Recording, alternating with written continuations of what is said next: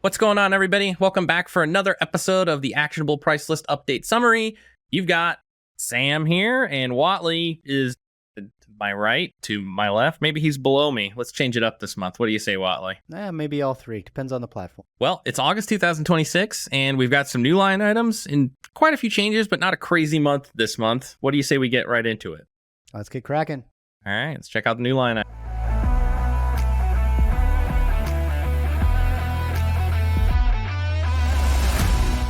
New line items. All right, here looking at the new line items, we've got 3 in the FNC category and 2 in the siding category. First and foremost, we have 3 new line items for doorstop molding. If you aren't aware of what doorstop molding is, on any door jamb, you're going to have a small rectangular piece of trim that the door essentially closes into, and it fits tight against that door just to, if it's an exterior door, it helps to create the seal. If it's an interior door, it's so you aren't seeing through the gaps of the door where it meets the jamb. I wouldn't say this is a common scenario in the restoration industry, but there are quite a few manufacturers and lumber yards that do pre-hung doors that the doorstop molding isn't pre-installed. Oftentimes it may just be tacked to the door jamb and you have to remove it and then reinstall it while you're hanging the door. So I think this is a good representation of those scenarios, maybe where you have a doorstop molding that maybe needs to be installed, or a potential area where a burglary case, maybe they kicked in an interior door that was locked for some reason and you're repairing half of the jamb because it's the only side that needs to be repaired. You've now got these opportunities or line items for those scenarios, would be a better way to put that. Maybe. I think this whole thing is a stretch. Even the example you just gave, Fletcher, would be doorstop molding labor only, excluding material. Mm-hmm. Because with this line item, you're getting the labor and material for the doorstop molding. Because the doorstop molding is what goes down the middle of the jamb. Even if it is included, according to your prescription from these lumber yards, then you'd be charging for it twice typically if you're not careful. Mm-hmm. Mindful. Fletcher and I don't know what the hell to do with this new doorstop molding line item. So there won't be rules for it, and we don't know exactly how you would use it. Good luck. Love it.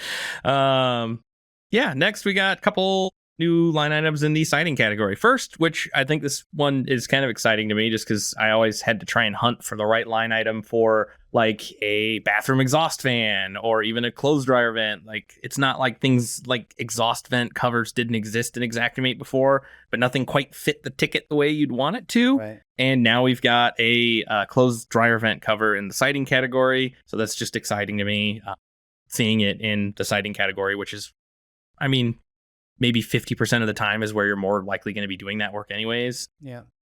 It was cool to see. See, like a little bit of a deficiency in the price list is like often for siding, they include all these additional line items like this, like in siding. But what are we doing for stucco?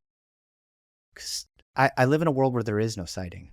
Mm-hmm. There's just stucco, but there's very few line items add for stucco. So if you find yourself estimating for stucco, make sure you look at siding for additional line items that might be warranted, because the price structure would come over and it would be more or less the same. It would be close, right? The siding versus stucco. Yeah, especially in the case of like a vent cover like this, whether it's stucco or siding, the installation process is more or less the same. Agreed. So, yeah, and then lastly, you have an exterior outlet or switch cover in the siding category.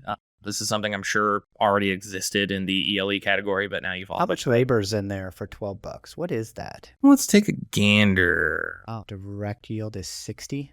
Mm-hmm. So the idea is that the siding installer is doing 60 of these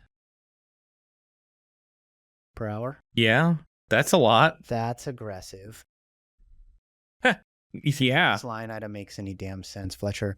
I just had my electrician install 6 of these. I wish he charged me $12 a piece. No kidding. It doesn't even get me the exterior outlet switch cover from Home Depot that I purchased. Side note, guys, don't do the clear ones. They tend to yellow and look like crap in 4 years, which is why I was replacing them with gray boxes. Yeah, this is what I love about it, though. That even the image that's depicted here, that's way more than a $9 cover. Right? So nothing about that one makes sense, really. So this is Actionable's attempt to be intellectually honest with you guys. That's a bizarre suite of line items for August, but that's the vibe, bro. Anyhow, now they know when we say we're excited and we mean it, because we're not less excited this month. Yeah, a little bit. It's that, yeah, looking into the nitty gritty on that one, it's pretty interesting. So, Yeah. well, that's the new line items. What do you say we check out the changes? Well, if you want to spin it, then let's go for it.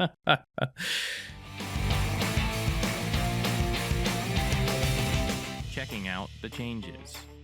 Alrighty, quite a few changes just across the board this month, but nothing groundbreaking. I think the most substantial change we saw was to some cabinetry line items. So specifically for classroom cabinets, custom cabinets, full height and vanity, and then just regular cabinetry, full height and vanity, as well as garage cabinetry. But what we did see was across the board some yield reductions in labor that resulted in about a let's just call it 6% price increase through labor to all of these on an average. So that's what we're looking at for cabinetry. Couple of changes just related to the new doorstop molding line items for both door jamb and a door opening, jamb and casing. They've added language talking about the doorstop molding now that there's a line item component that exists separately. This one's interesting.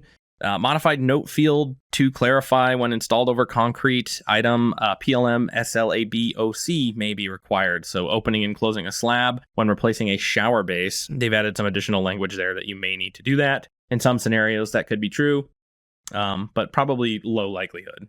Any thoughts? Yeah, just don't conflate base with curb. I did when I first looked at it. Typically, we call that a shower pan where I come from. So shower pan / base is what they're talking about. It is pretty rare as a restorer that you need to open the slab when you're putting in a new base in my experience. So I don't think there's a rule there for your team. I just think it's, perhaps mildly helpful to have the additional item information that points the user towards slab OC. Yeah. I mean, especially in the scenario where it is necessary, it's something that's at least, part of the language. That's what they called out. Yeah, agreed. Yep. Next change in the framing category for redwood and treated lumber, both 2x4 and 2x6 dimension. They've added language talking about it including exterior rated screws. So before it didn't specify, now it specifies it is for exterior rated screws. And that same change carries over into the window categories and patio sliding door category for retrofit. All of those line items have also been updated with that same change, with the language referring to exterior rated screws where it did not specify previously. Did you notice the price structure changed? Did I notice the price structure change? No. There's no change to the price structure other than the typical 0.03% increase you see month over month. Just change in language, no change in price structure. So what they really did here is they said, restorers do not bill for exterior screws when you're doing those activities because that's within the component. Yep. It's specified in the language of the notes and definitions of the line items now. Okay. Understood. That's our changes. Cool. So pretty light month here, but after July, I'll take it.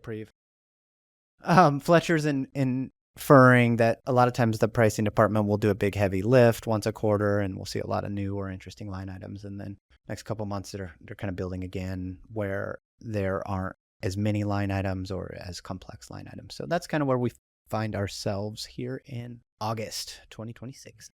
Yep. So I think there's a bit of a reprieve after what we saw last month, but that's okay because it gives me a reprieve. Well, folks, we love your show. Keep building out there. We're going to do the same. Stay humble.